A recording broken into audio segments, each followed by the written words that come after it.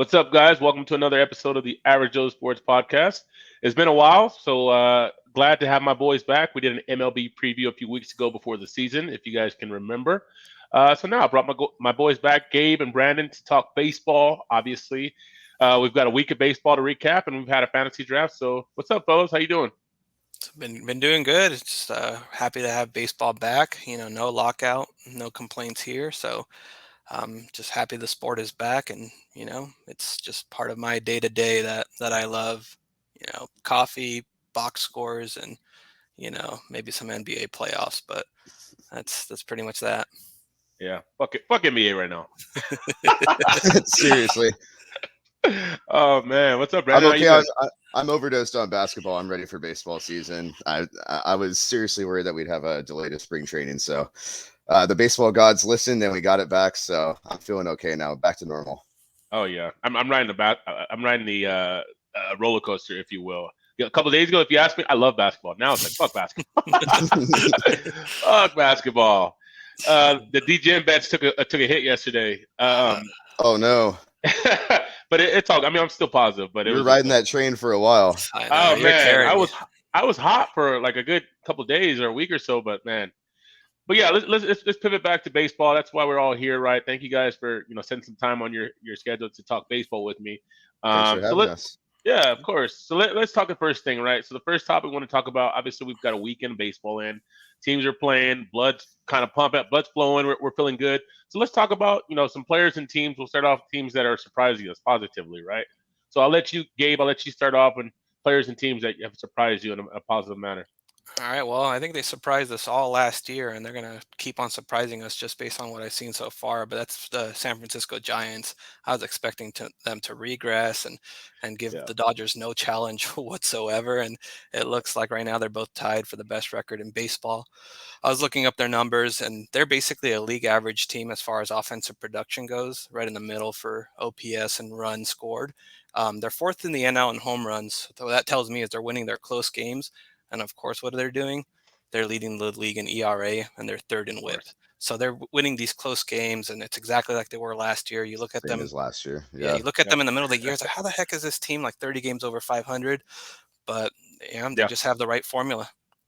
Right. Yeah, So absolutely. One of the most underrated, pitching rotations in the league. Anthony G, Logan Webb. All they do is swap out a Gosman and get a guy like Carlos Rodon, right? yeah. So it's just ridiculous, man. What about players specifically? Is there any guy that's popping out for you or?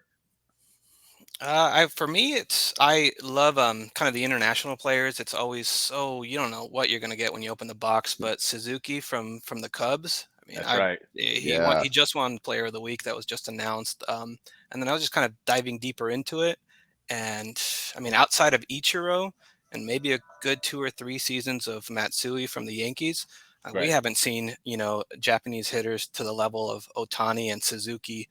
The last 30 years. So it's right off the top, it's exciting to see, especially if you look at how the Japanese fans react to the game and how into it they are. I think the game's always better when you have a Japanese superstar, and now we have Otani, and if Suzuki can pan out, I don't think we've ever had two at the same time. So, Yeah. I'm looking forward to that. Maybe Daisuke Matsui era for about 1 year, maybe two. Yeah, I mean, Otani's, in his mid-20s, and Suzuki's also in his mid-20s. So, I mean, hopefully this can ride around for like 5 years. I think we had Nomo for like Yeah. 7 years, and then and then Right. and then Ichiro, and that was it. Yeah. And Yeah. interesting. A lot of those teams that you're bringing up, they're all coastal teams, right? On East Coast, West Coast. So obviously, interesting to see him, inland, right in the middle of the country in Chicago doing his thing. So that's definitely against the grain, right? Yeah, his on base skills look real too. That was the Yeah, biggest thing I wanted to real. see translate from Japan was can he take walks? Can he, see pitches, out of major league arms the same way? And it looks like he can. So Right. contact skills Absolutely. are real. So Brandon, hit me with what team or players that you got that are surprising you in a positive way so far. Yeah, I guess I'll take it from the coast and go back to the Midwest again. The record's not really reflecting it, but the Guardians, man, they're putting up runs. Their offense is looking pretty potent, a lot more than I thought. I was kind of writing them off. The AL Central is a really winnable division. If the White Sox, basically regress in any way, it's wide open. So yeah, they're making a little rumble there in the AL Central. And I got to say, the Mets, whatever moves they made in the offseason is starting to pay off. They're looking pretty good, 7-4 record, leading the division. Kind of maybe trimming off some of the fat, adding some leaner pitching. They're kind of getting some guys, Bassett and Megill, that are, looking like, established 2 or 3 starters that can hold down that rotation. So both those teams really kind of jumping off the radar for me. As far as players are going, it's 2 pitchers I got in mind, and it's kind of associated with the Mets. So we got Cookie Carrasco. Okay. He's just throwing a ton of sliders and curveballs right now. He's junking his way to the top. He basically is only throwing the fastball like 25% of the time. That's wild. Because his velocity has been down, consistently year after year. He used to be in the mid to high 90s. Now he's in the low 90s, high 80s. But he's just keeping batters off balance the old school way. And Thor's looking pretty good, I gotta say. Fastball's a little bit down velocity wise. So is the slider, but he's keeping the ball down, using his sinker, keeping him off balance with the off speed. His velocity is still in the mid 90s, so that was a big identifier coming back from his injuries. So the pitchers, some of the old Cookie Carrasco and Thor. Let's see if he can bring it back. Absolutely. For me, you touched on it. It's the Mets, right? This is a team that obviously the expectations were pretty good. They were decent, right? But I think they pretty much exceeded that, especially with their main guy out with DeGrom. I mean, the pitching staff, you got all the way down to Tyler McGill, as you mentioned, Cookie Carrasco, Max Scherzer, and then obviously one of my favorite fantasy player and real baseball player, and Chris Bassett, right? I mean, he's probably leading the league in ERA at 12 innings, 1 earned run, 14 Ks. Obviously, he's not a real big K guy, so that'll kind of subside. But the rotation is definitely exceeding expectations. Right now, they're second in the NL in terms of earned runs given up. So definitely exceeding expectations, even though the expectations were decent to go into the season. So if they can keep that going, obviously there'll be slight regression. These pitchers cannot sustain this, but they added DeGrom.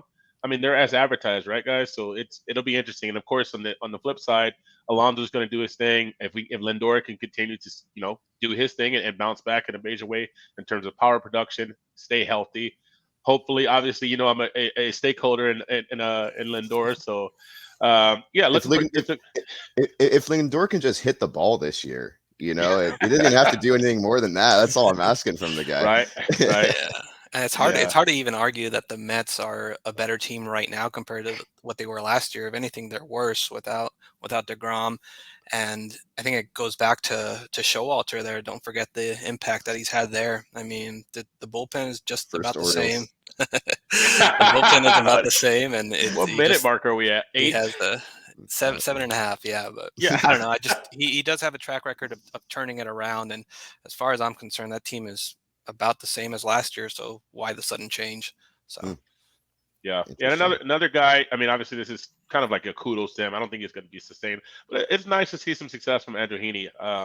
He battled it out again yesterday. I think he's 16 K so far in 2 starts. Obviously only 10 innings pitched, but he's looked good so far, right? Not a ton of velocity, but he's got some good control there. And then another guy, kind of piggybacking off what I said with the Mets, decent expectations, but also exceeding those expectations of Jordan Romano. I mean, this guy's been called on every other day. It seems like he's leading the league in saves. I think he's got 5 or 6. I just played him, so that was no fun. But it seems like every day or every other day they're rolling out Romano to close out the game, and he's just getting it done. He's 6 innings pitched. He's only had 4 base runners. I think it's 3 hits, 1 walk. He's been extremely efficient, striking guys out as well. He hasn't exceeded more than 4 batters faced at any given inning. So he's just getting the job done. So obviously expectations were there, but he's exceeding that as well so far. So now that we've talked about obviously the kudos and the positive things, in terms of success, let's flip the script. Let's talk about some teams. We'll start with Brandon this time. Teams that are disappointing thus far, and players as well. Yeah. So for me, number one, I'll drop my first AL West. Is that the Rangers? I really thought that they were going to be a little bit better. That first series they came out against Toronto looking good. I'm like, this is what I was talking about. And sure enough, about 5 games later, they're just the same old Texas Rangers again. They can't pitch. It's really interesting seeing Corey Seager get walked with the bases loaded. 3rd time ever happened. The other time were Josh Hamilton on that crazy year and your man Barry Bonds. So yeah, kind of a weird development there. I really expect a little bit more out of them.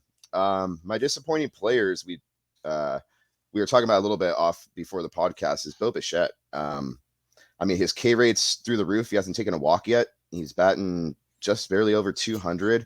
Kind of expected him to take the next step, maybe, 300 average, 30 home runs, 30 stolen bases, 100 runs, 100 ribbies type of a player.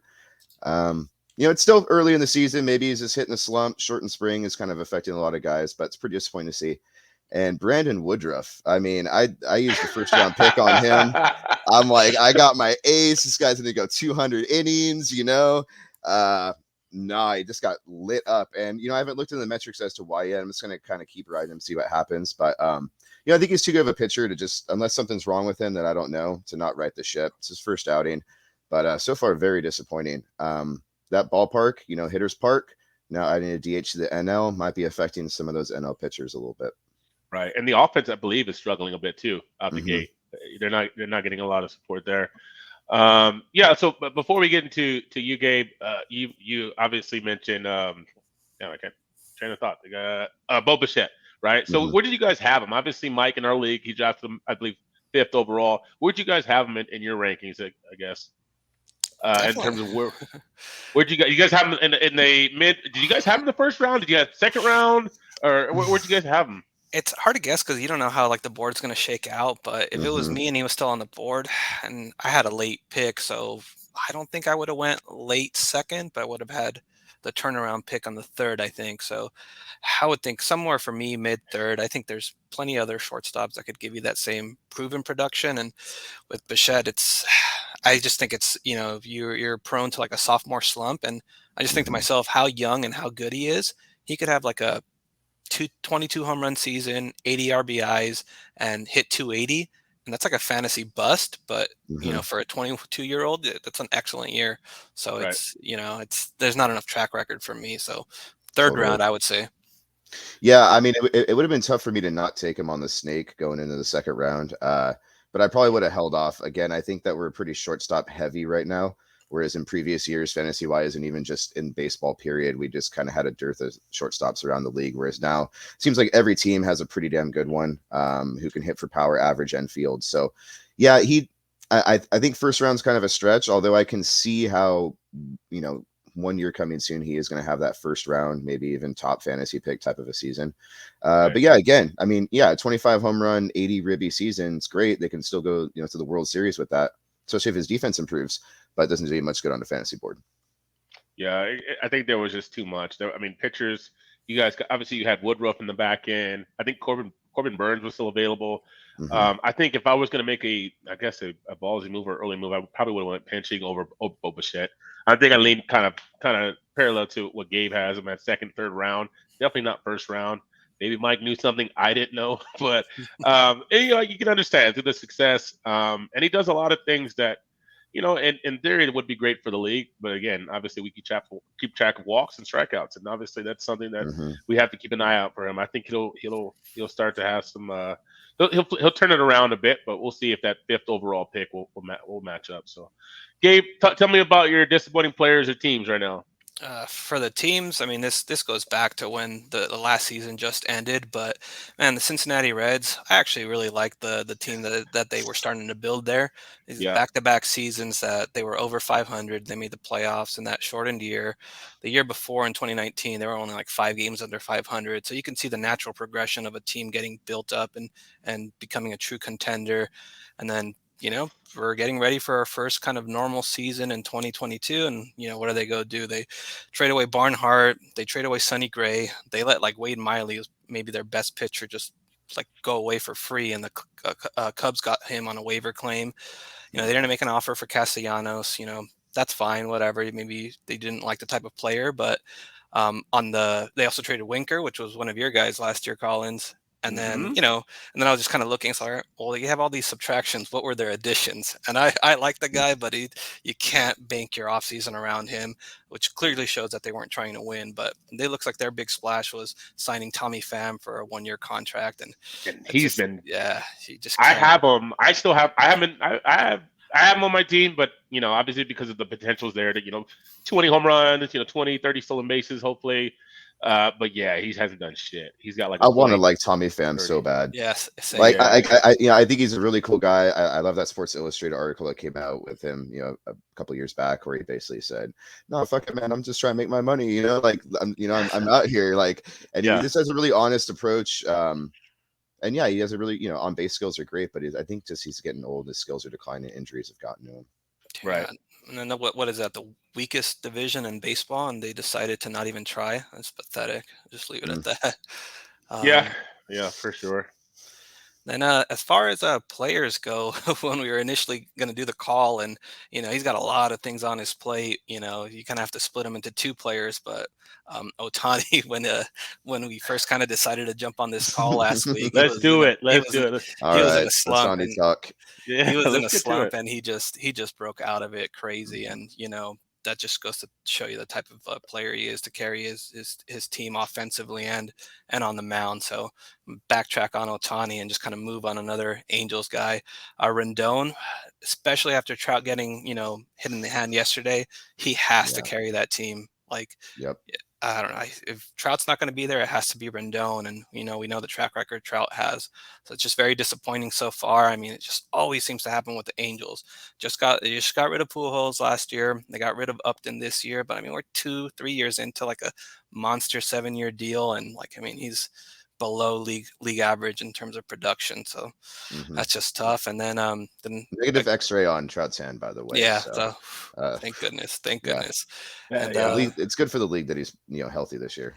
yeah. And then as far as out east, a couple of Blue Jays that come to mind is Barrios for one. I mean, he's Your guy. ugly first start. Yeah, he needs to be the anchor of that rotation, and that I really like what the Blue Jays were going, how they were looking going into the year, but with Ryu down and Barrios not looking as sharp as he was last year, that team is immediately becoming shaky, and as soon as the offense can't carry them, they're going to be in trouble. But think I think the Blue Jays could have ran away with the division if it was a more shored up pitching staff. And then another guy, I've actually never really liked him that much. I think he's really, really good.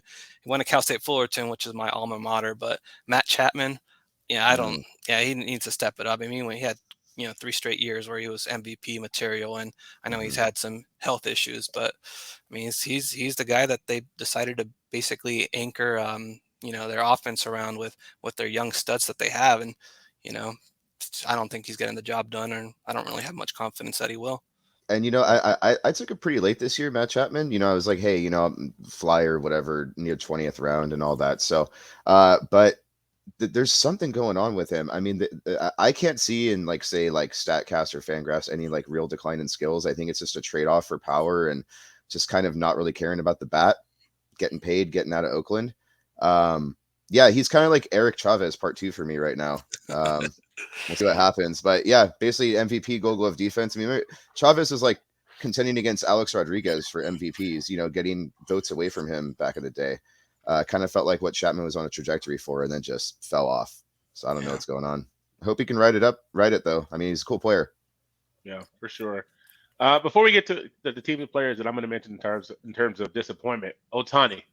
We did it for both sets. Where did you guys have him in your rankings this year? Obviously, some people had him number 1, some people had him later on. Where did you guys have him?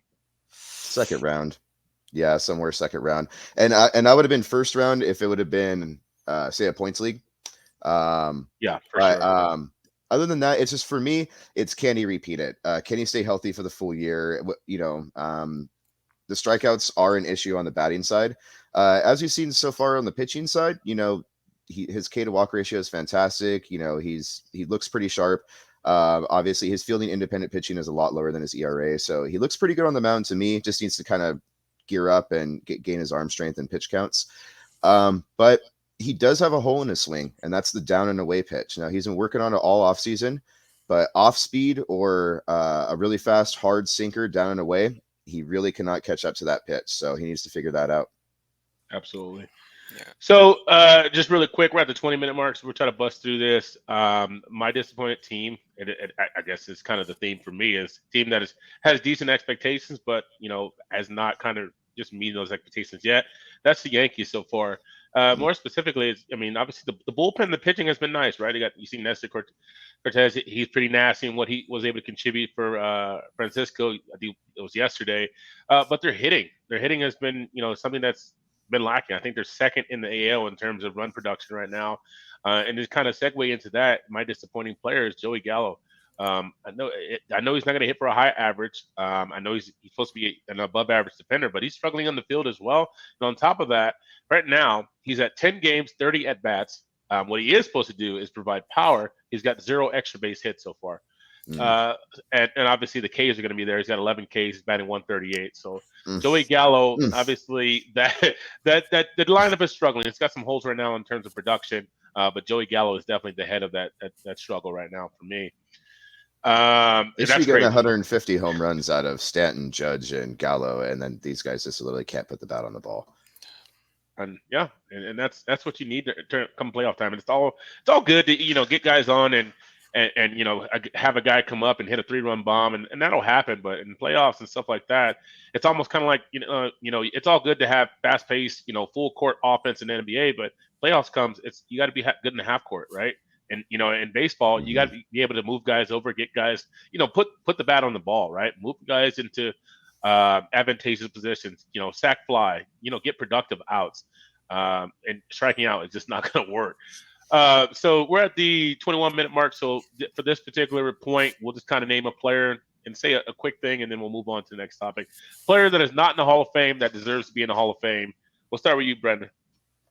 All right. So I kind of put a lot of thought in this. I got 2 old timers and 1 newer one that I really like. So for me, the biggest one is Thurman Munson.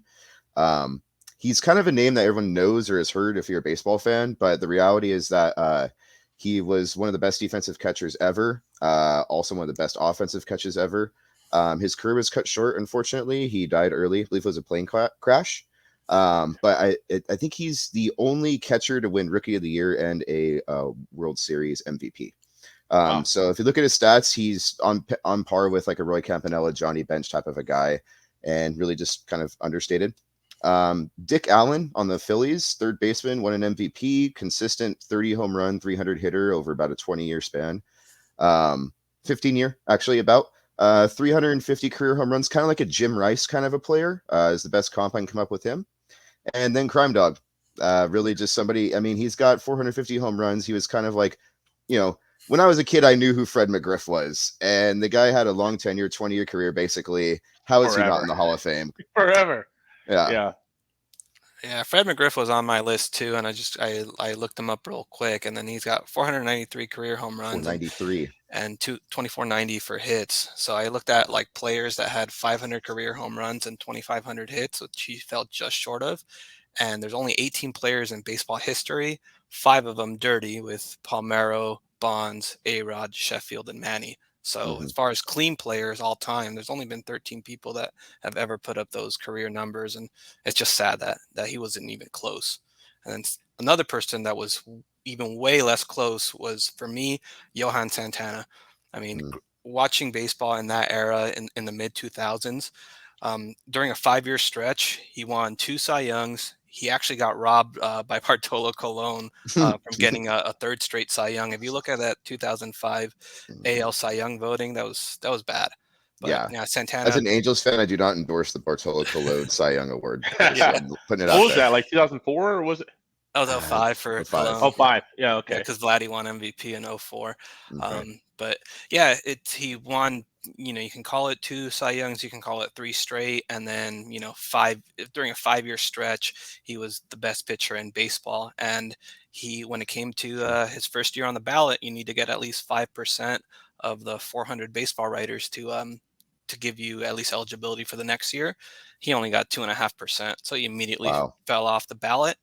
And I bring him up because I think what's going to happen is DeGrom is going to have that kind of same stretch, two Cy Youngs, the best pitcher in baseball for a 4-year stretch. And I guarantee you that DeGrom is going to get past, 2, 3, 4 years of eligibility. Sort of Sandy Koufax-esque, like where they have this but obviously the result was a little bit more dominant than either of those guys, but still it's kind of the same idea as 5-6-year stretch of the most dominant pitcher in baseball. Can that get you in the Hall of Fame? You need the longevity.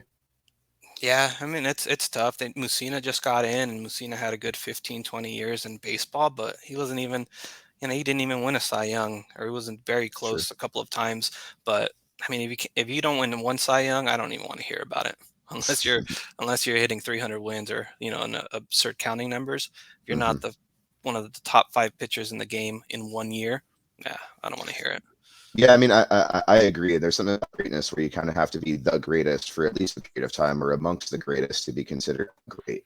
Like the Allen Trout getting in the Hall of Fame just because he played for the Tigers for 22 years doesn't really fly with me either. I mean, the guy, good, very, very good baseball player. I don't know if he should be Hall of Fame. Right.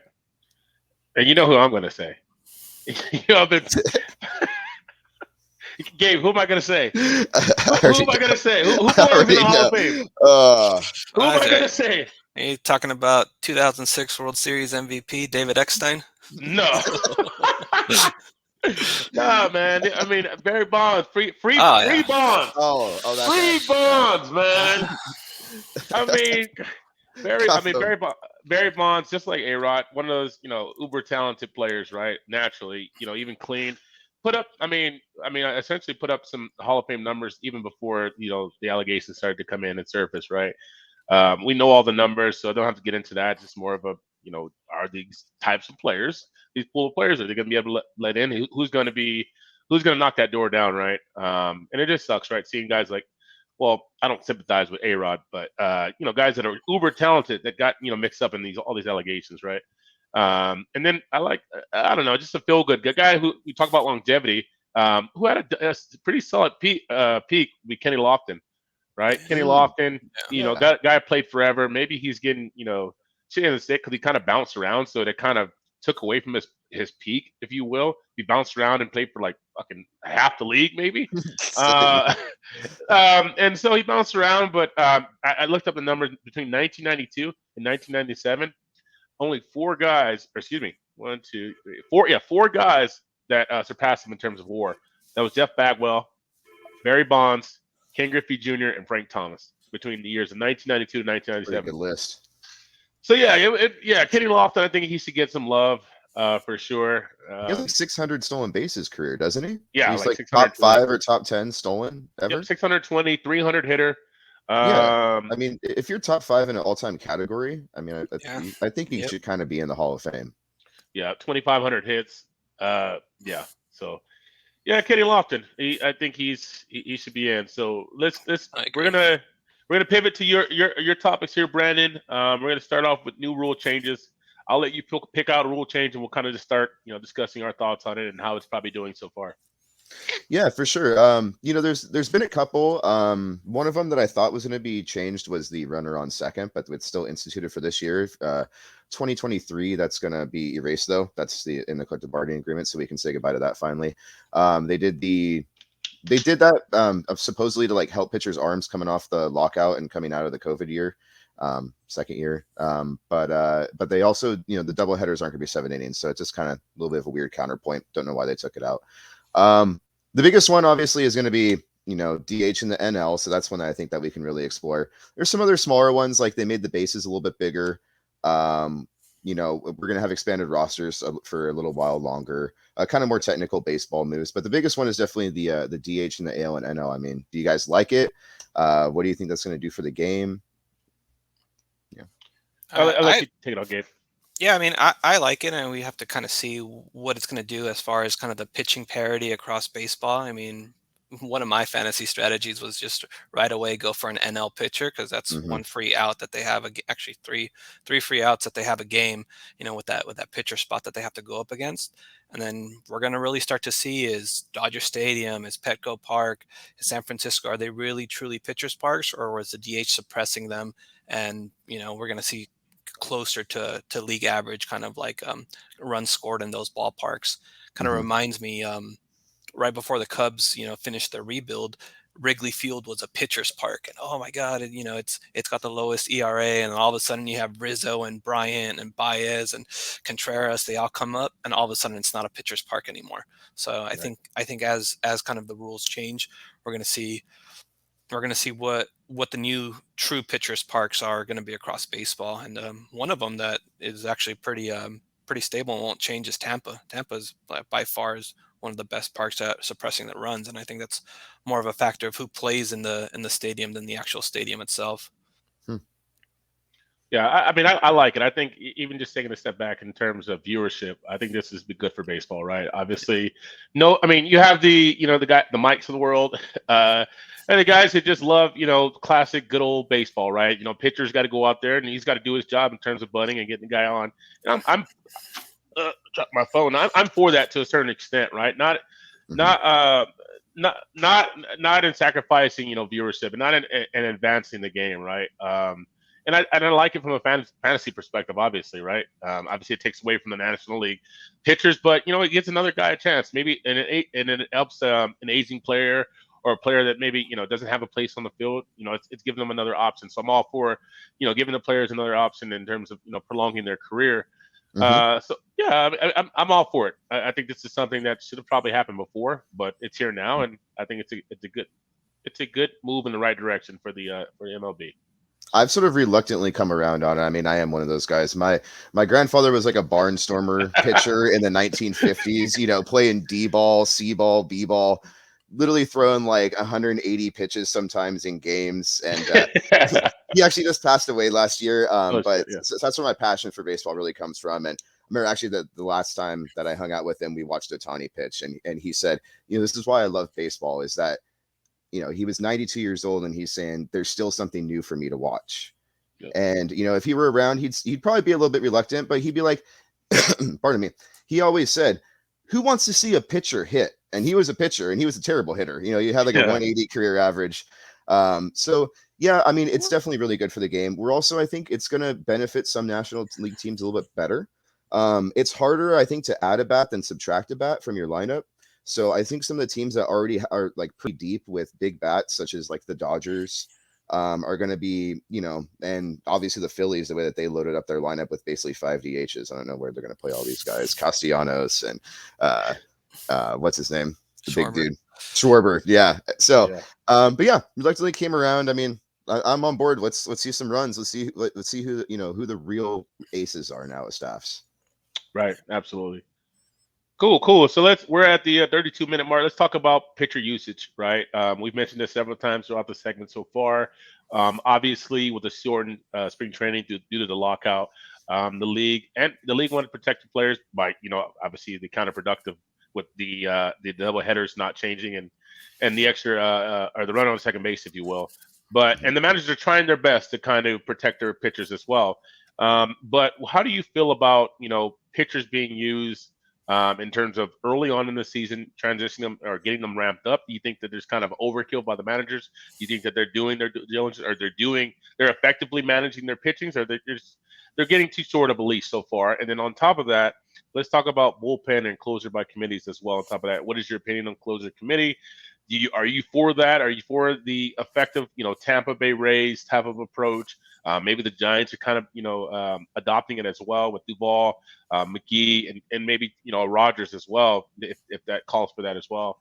So we'll start off with you, Gabe.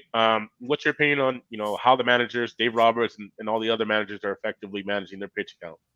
Yeah, I mean, Kershaw aside, I mean, I'm always going to root for a perfect game, especially if the guy doesn't have it. But I totally get it right now in the first month for any other situation outside of Kershaw.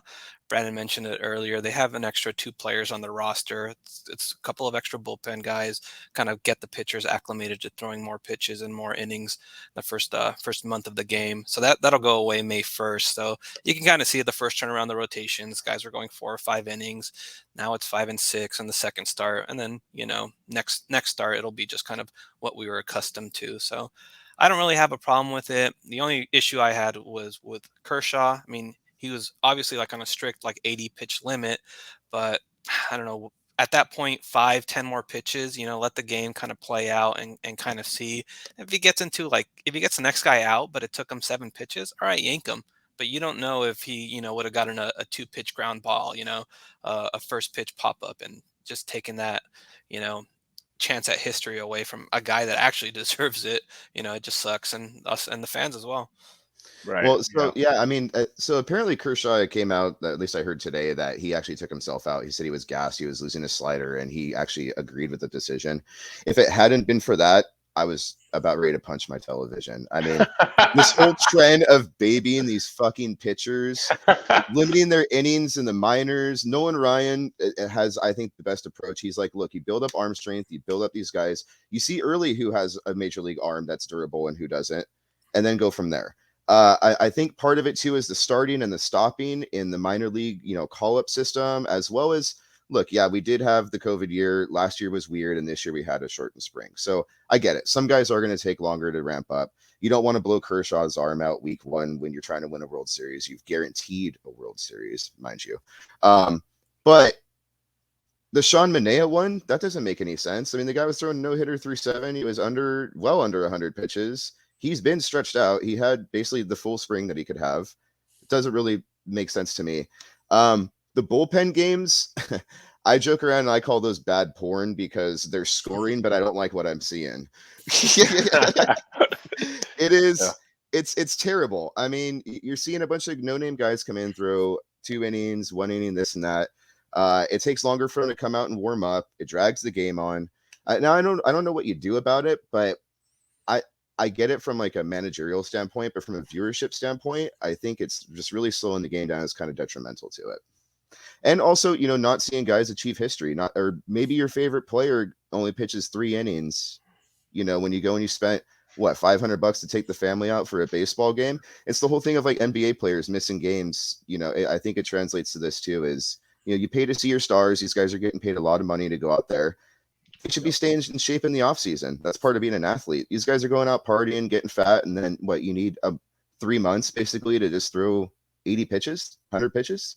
Yeah, that was the one silver lining I had in the lockout. Is I'm hoping that this begins the trend of kind of shortening spring training.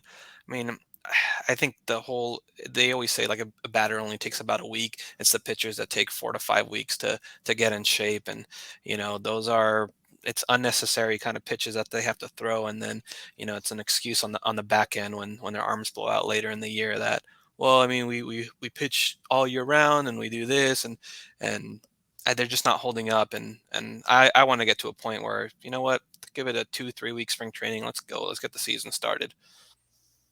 Yeah, absolutely. In terms of the reliever game, if you will, the bullpen game, I'm not really a fan in terms of being a fan, right? From a viewership standpoint, it's not fun to watch. Like you said, it's bad point. It's ugly to watch. But I'm all for putting money in these guys' pockets, right? In terms of these guys are essentially, they came up in the system. They were all starters. Nobody starts off being a reliever, right? And they realize that these guys can go 2 to 3 innings, right? If they if they're matched up against the right guys, first or second time through the order type thing. Yeah, and very much so. That's where the game is going in terms of playoff baseball, right? These guys are coming in the 4th inning. Starters are going 4 to 5 innings, maybe 5 innings tops, right? 6 innings if they're having a great game, but even there, it's kind of shaky. So, I don't like it, but I can understand it from a managerial standpoint, right? Leveraging these guys that have live arms that can go and will go over an inning or 2 innings. So, and I love, honestly, from a fantasy perspective, I love getting guys, give me a Colin McHugh. Give me a love me Colin McHugh, man. Give me a McKenzie when he's not starting. Guys that are technically not counting against starters, not counting against the start. That's a kind of a loophole. It's loophole year, right? It's loophole year. So loophole year. That's what we're calling it, man. Let's find loopholes, man. So yeah, kind of piggybacking off of that, let's get into some draft strategies, right? So I want to pick your guys' brain. I'll start off with you, Gabe, this time. What type of pitchers or hitters do you go for? You stay away from the draft. Let's get into it. Let's get into your psyche or your mindset. I'm gonna start taking notes on you, boys. Hold on, let me get ready. Hold on, press record. What we say here cannot be held against us in future drafts. Maybe it's just my kind of naivete or whatever. I think it's much easier to find a pitcher later in the rounds than it is finding a hitter later in the rounds, because I feel like the cream of the crop for hitters, you can't replicate like the type of success that they're having. So like Vlad Jr. right off the bat, we already knew ain't no one going to come close to what the offensive numbers that he's producing. I think I don't know if you played me that one year, Brandon, where JD Martinez just went off. I mean, Mm-hmm. players like JD Martinez and even like Mookie and Trout and Turner. I mean, you can find guys in the middle rounds, but they're going to add a bunch of strikeouts to you, or yeah, they'll give you that power, but you're looking at a Joey Gallo batting average. So me, Mm-hmm. it's I think the hitters are what I go for in the first kind of half dozen rounds, and then sometimes you strike gold on the pitchers. Later in the rounds. I mean, I took a gamble on Barrios, but I mean, Barrios, I got him in the 6th or 7th round, but I mean, I wouldn't be surprised if he was a top 3 Cy Young candidate. Um, that's kind of how I go for my pitchers, and just trying to see if I can find good value in the middle rounds, and one of those will turn out. I think the COVID year I got Maeda and so Dylan Bundy kind of in the later rounds, and they were both top 3 in like the Cy Young finishes for that year. So that was yeah, that's just how I go about it. It's not always a great strategy, but yeah, I'm not gonna waste a first round pick on Scherzer or DeGrom just to complain about it all year. Totally. Woo! Yikes. Shots fired to the league right there. Woo! Yeah, I mean, as far as pitchers go, I normally kind of have the same strategy. I remember one year I took Lincecum and Holiday 1-2, and Holiday threw a perfect game, was amazing. Lincecum wasn't as great as I expected, so usually I try to load up on bats early rounds. This year, though, I uncharacteristically took a pitcher first round.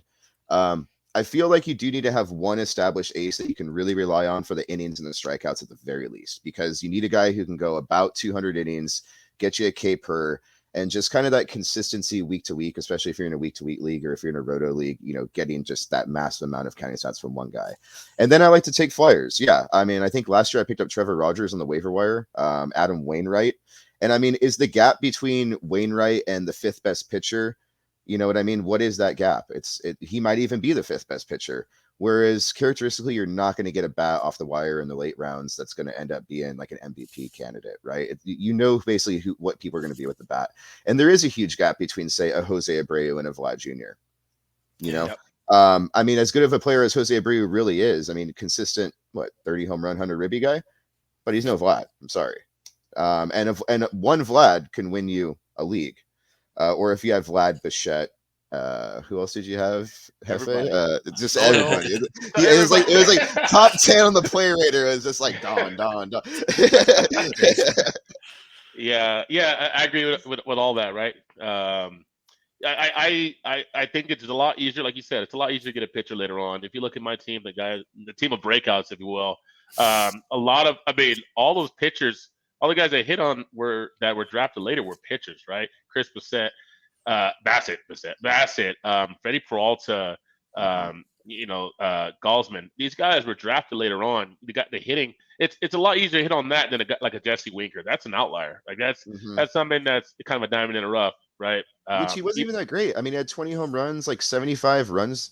You know what I mean? He was a good player as far as like because he fit your team or whatever. He was the piece. Right. Yeah. But like Sandy what's the guy on the Marlins? Sandy Alcantara. Alcantara. I mean, that's round. Ridiculous. You know what I mean? Yeah. Like you're not going to get a pitcher or a hitter that's going to compare to those type of stats. Yeah, for sure. And just how I mold my team.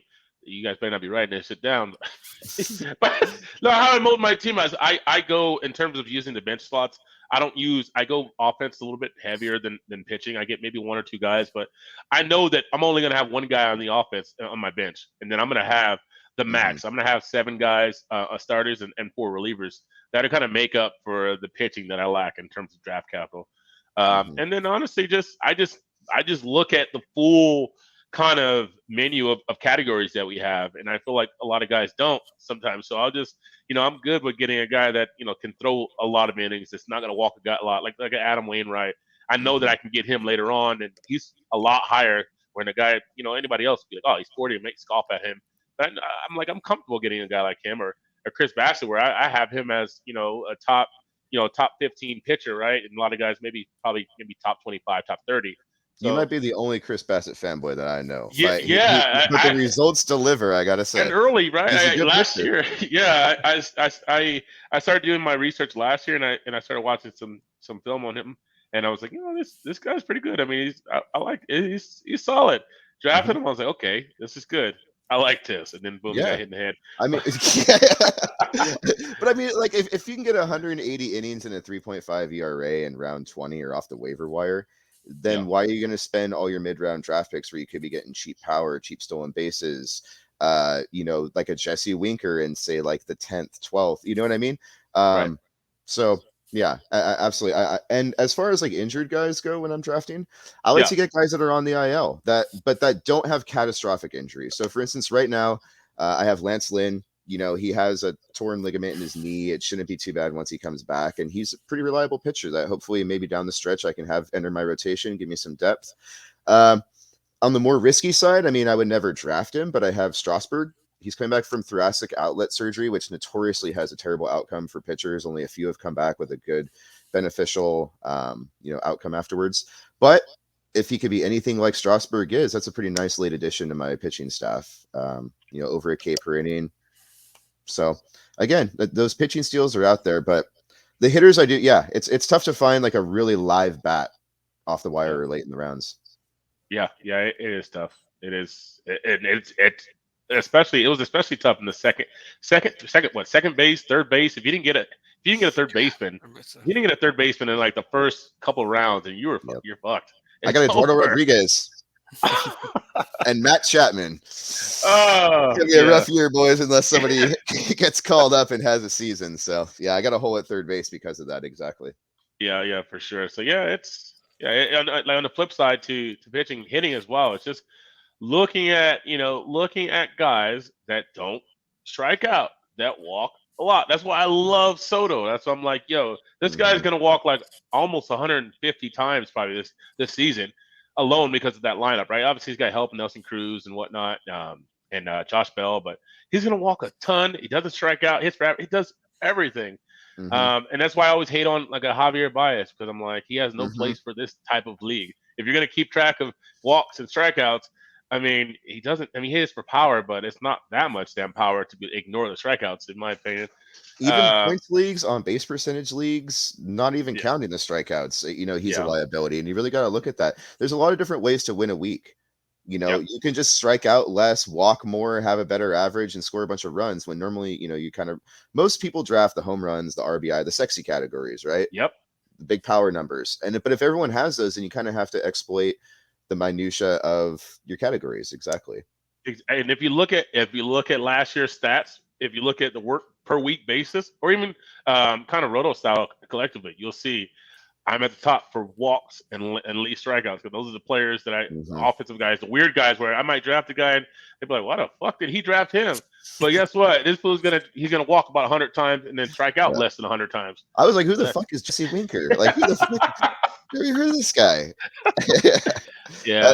But they're out there, and I mean, like, I think this year you were touting Yuli Gurriel. He's like your guy. And I mean, I just hate Yuli Gurriel. It has nothing to do with what he does. What he does with his bat. But I mean, but the guy, I mean, he never strikes out. Hits. I mean, he was batting title right last year. So he was competing. I think it was last.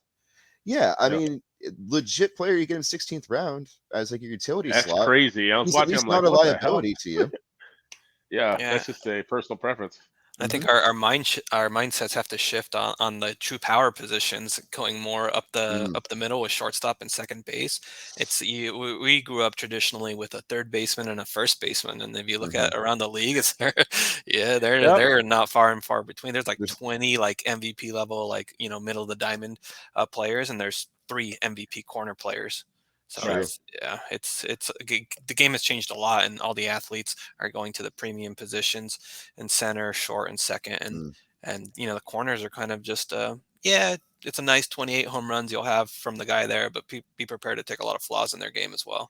Right. Yeah. I remember like Dan Ugla was like the man when I first started fantasy. You get that 35 home runs from second base. 200 strikeouts and a 220 out. I mean, Yeah, the script is totally flipped. I mean, the elite young players, they want to play shortstop, they want to play center field because they want to, be like the centerpiece of their teams, and they want to get the airtime and they want to get the big contracts. It makes a lot of sense. So you're seeing a little bit more of that premium talent go to these more cornerstone positions. Right, absolutely. So I think we've hit pretty much all the topics. I'll kind of like let you guys round table it, see if there's anything else you wanted to hit on before we close up shop and close out the episode. Yeah, I just kind of want to touch on a little bit of the key injured players and kind of what their timetables are, what I think kind of their returns are going to be kind of moving forward, if that's cool. Yeah. Yeah, so I got Ronaldo Acuna here. I think taking him second round is a total value. He's only going to miss a month. It looks like they're going to DH him, which is fine. You just won't get a little bit of speed, maybe this whole year, maybe for a couple months. But he looks like he's progressing fine through his rehab. I think he's going to be just fine, and honestly was a pretty damn good pick for whoever got him. I forgot who got him in our leagues. Robbie. What round did he get him? Did he get him in the third second. Or? Oh, second. Okay. Mm-hmm. I think second, which I still think is value. I mean, in 1 month, right? On the other end of the spectrum, DeGrom. I mean, broken scapula after coming back from shoulders, elbow. There's something going on here. He's getting older. I would not draft DeGrom. I mean, maybe if he fell to me like 15th round, I'd take him as a flyer type of a situation. I don't see a good outcome for him this year. I mean, he's going to miss at least 2 more months, it looks like. Because he has to build back up arm strength even after the break heals and everything. So I have a real bad outcome for DeGrom. I don't know if you guys see it any differently. No, yeah. I mean, we talked about it earlier in terms of the early season success, right? They see that. Why in the hell would they rush DeGrom back? Shit. Yeah. There's really no point. The pitching staff is deep. Yeah. So I wouldn't touch him. And if I would touch him, he's already gone. So right. Right. Yeah. Same tactic there. Trout thankfully got hit in the hand. Looks like X-rays are coming back negative. Another one of those kind of freak injuries for Trout. I mean, half of them have been freak, half of them have been kind of all right. This might be some injury history. The guy just has bad luck, and it sucks because I mean, Angels fan aside, it's good for baseball when the guy's healthy and playing. But hopefully this is just a week or two. He can get back out on the field, and it's not a big deal. Talked about Strasburg coming back from thoracic outlet surgery. We'll see what the outcome is. It's really a coin flip with him. He was supposed to be, Hall of Fame, best pitcher ever, Sandy Koufax Part 2. Never delivered on that, but has always been a really, really good pitcher and actually a little more durable than people give him credit for. Has had quite a years where he's made, 30, 35 starts, but just, his innings counts have been held back.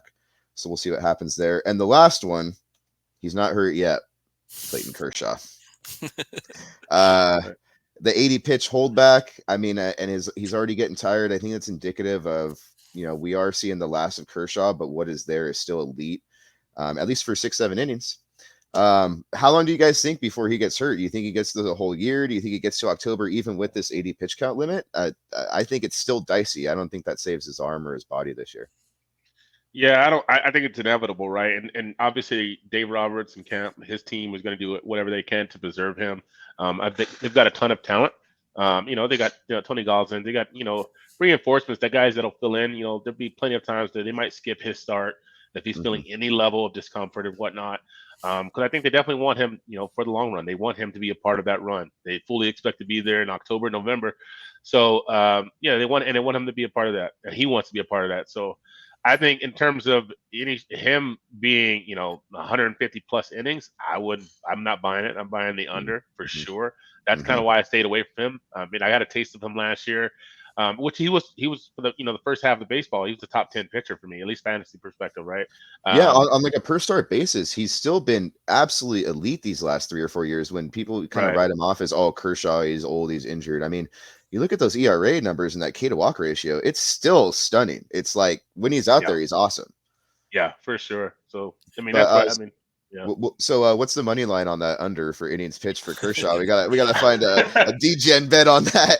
Yeah, it's got to be. I mean, I would think it's at like 125, 120. Yeah, something like that. I don't know. Yeah. And it leads me to a topic that I wanted to bring up that I had kind of written down here. It's one of the rule changes here is going to be the new playoff team per league. So now we expanded the field from going from 5 teams to 6 teams. Forgot to mention that one. Thank you. Yeah. I think that's going to be in a case like Kershaw. you're going to have a team that they're going to be like, well, we can be a little bit more conservative on his kind of return to game action approach, because or even if things go as bad as the season can go, we're still not going to do a one game playoff. Worst Hmm. case scenario, the Dodgers, they treat Kershaw give him a little bit more time. They're not going to have to face St. Louis in a one game playoff. They'll, the top two seeds will get a bye, but hey, 3 games, that's, the talent is gonna show up for the teams that deserve to win those games, I believe. So I Yeah, think we're and I going to mean, see. oh, yeah, sorry. And I mean, say they win the division, then you get a bye, right? You get a Yeah. bye for a whole series. You can maybe let them rest up, conserve some arm there. But what do you think of the bye? Kind of say a team's coming in the playoffs really damn hot, they get that top seed, and then they got to spend basically a week sitting back and watching other people play. You think it's gonna be an issue for some of those teams? The stopping and starting for their momentum. I think they addressed it pretty good. So they're kind of doing the whole NFL kind of tiebreaker scenario where they're not going to be playing or they're trying to limit the amount of game 163s and things of that nature. So Hmm. I think the way it's going to basically shake out is in the years past, the last decade or whatever, you would have like an off day on Monday. That was, after the season ends on Sunday, you have the off day on Monday, and then Tuesday you have one of the wild card games, and then Wednesday you have another wild card game, and then you have basically the playoffs starting on Thursday for one of the teams. Now they're going to have the bye for the top two teams in the league, and then they're going to have the 3 game series at the higher seeds home ballpark. So they're going to play 3 straight games. So Monday, Tuesday, Okay. Wednesday. So they're ready to play on Thursday, Friday, the latest. So it's going to hurt the teams that have to play in to advance. Hmm. But the teams kind of sitting back. It's kind of what they've already been doing the last decade or so. The 3 game playoff is kind of nice because at that point you're probably on a 3 or a 4 man pitching staff, so you get to reset back to your kind of original ace to kind of come back into the. Whereas when you were having these play-in Oh games, I yeah. mean, you're seeing like a third starter maybe going up against like Scherzer, and not Yeah. to say that's but yeah, I mean, Oh, I think the parity in the playoffs is going to make it a little bit better. You get to kind of reset your pitching staff coming in. cool. So thank you guys again for coming here, sharing your baseball knowledge and your love for the game. I'd love to frequent these. I have a ton of fun. Just shooting the shit with you guys, talking baseball. So we can do these bi-weekly or whatever the case may, whatever works for you guys' schedule. But mainly for you guys listening in, thank you guys for listening in for another episode. It's been fun. It's been real. Hopefully we have plenty of success, each one of you in our fantasy baseball league. Hopefully not too much for you guys. Right back at you. Yeah. But You're the yeah. target. You're the defending champ, so we're all coming after you, unfortunately. Oh yeah. Oh no, he had it ready. Hey, Oh, it's so beautiful. Get you one of hey, these. Get you one of these, Brandon. I see Oh your name man, on here for your half season bullshit, Gabe. But hey, lump me in with the Dodgers and the Lakers, right? so I'm the only True one on the champions. podcast that doesn't have a ring, huh? Right. Oh man, I gotta yeah, step up this year. I'll reach out to you guys to get this going again. But thank you guys again for setting the time, and then let's go. See you guys. Yeah, Always a pleasure. Good luck, peace guys. out. Thank you. All right, lights. Later, guys.